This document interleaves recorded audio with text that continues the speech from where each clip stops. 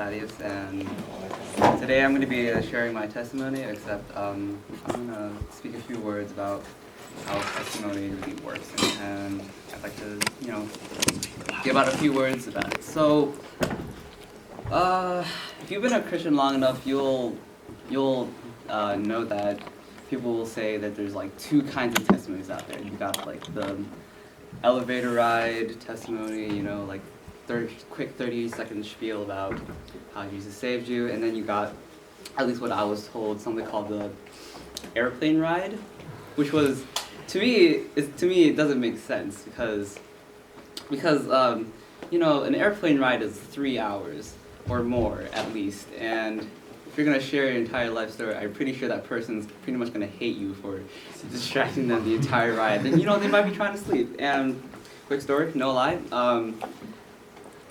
I struck up a conversation with a person on when I was traveling down to San Francisco. We had a nice conversation about music and such and life. And let me tell you, that conversation lasted 45 minutes, and it was a 3-hour ride. And I cannot tell you how awkward it was for us two to just sit next to each other, not saying anything after we had such a good conversation. But that leads me to my next point, is that how we feel so awkward about our Christianity. And what I feel is a big problem with the youth today, especially in the Christian world, is that we're not exactly like 100% open about our Christianity. I see a lot of my friends, and like they might be around their like non-Christian friends. Like we won't pray at lunch maybe, and we might act like in ungodly ways, and that is a problem. So what I propose is that we start via a testimony. Even this last Sunday I got baptized. So.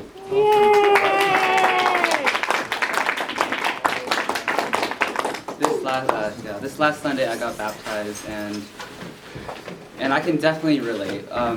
Even in front of a Christian congregation, I felt so nervous when I was going up there to share my testimony. I was actually physically shaking. Like according to my friends, I was visually shaking when I was going up there, and to me it felt awkward, and that's the problem. Like, we feel so awkward about our Christianity, and we need to, and I think that we should start with testimonies to be able to, for us to be able to verbally share our lives with Christ more. Okay.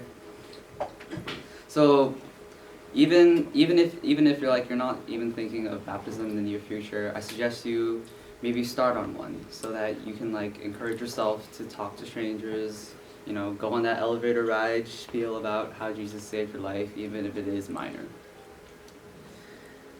All right, I'll pull up my testimony and I'll share.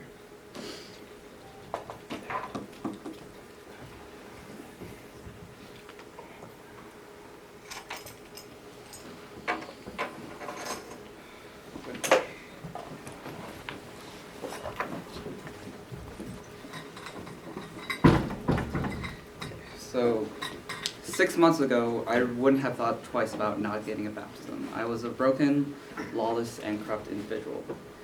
And now I sit here, and I'm already baptized, and I've performed this Christian rite of passage that everyone talks about. And just looking back, it's kind of amazing what happened in those 6 months. So I grew up in a Christian family. Sunday school, and for those of you who know it, Veggie Tales? No? But anyways, starting in 7th grade, I grew apart from God, and perhaps it was a growing stress, puberty, or just a teenager's mental warfare with himself. Nonetheless, I still grew apart from God. I saw the fault within me and blamed them on Him. And in foolish thought, I didn't realize that this was caused by me not depending on God in a time of need. Those problems I faced as a teenager were never brought to God for help. Thus, those problems dragged me away from the Lord. As a consequence, I accidentally brought upon me a flurry of personal problems, such as inferiority complex, self-hatred, low self-esteem, addiction, and even gender questioning. And that's something a lot of you don't know about me. There was a period of time in my life where I really wasn't thinking I was a guy. And within a year, I felt as if I was consumed by darkness. And I legitimately thought that I was actually possessed, because Satan just kept repeating his words in my head, and yet I never told anyone. I just put a paper bag over my head and just hid my problems. But then, even though my mind was shrouded in darkness, there's still this tiny light of flame within me. Despite my mind succumbing to hell, there was still this lone soldier fighting for God within me. This small flame. Just by simply coming to church, youth groups, including here, and having support of friends, kept the flame alive within me. However, I really needed this flame to burn brighter. Then came April of this year. Just one Friday, I decided to participate in my school's weekly youth group, New Generation. And personally, I really have no idea what made me join that night, but I was there anyway. And if you've ever been to a youth group, any youth group outside of here, it's New Gen just like any other youth group. There's meeting, worship, prayer, message, small groups, and refreshments. I'm assuming that which is a lot of you are coming for. But during small righteousness. But during small groups, I heard about how a lot of my classmates had struggled with God as well, and I broke down in shame. I was crying profusely, and I was just begging God to save me, and just realizing that my friends had gone through the same process that I have made me realize that God could fix my problems too. And after receiving true counsel for the first time in my life, I had accepted Jesus Christ. And something amazing happened right after I accepted Jesus Christ. I actually, as I looked up, I just looked outside the window and I just saw colors just brighten up. Like, I've never seen like colors more like vibrant. And looking back, I feel as if like this was the story of Jesus healing the blind beggar. How Jesus, how would I say it, smeared mud on his eyes and instantly healed him, and he became a believer at that point.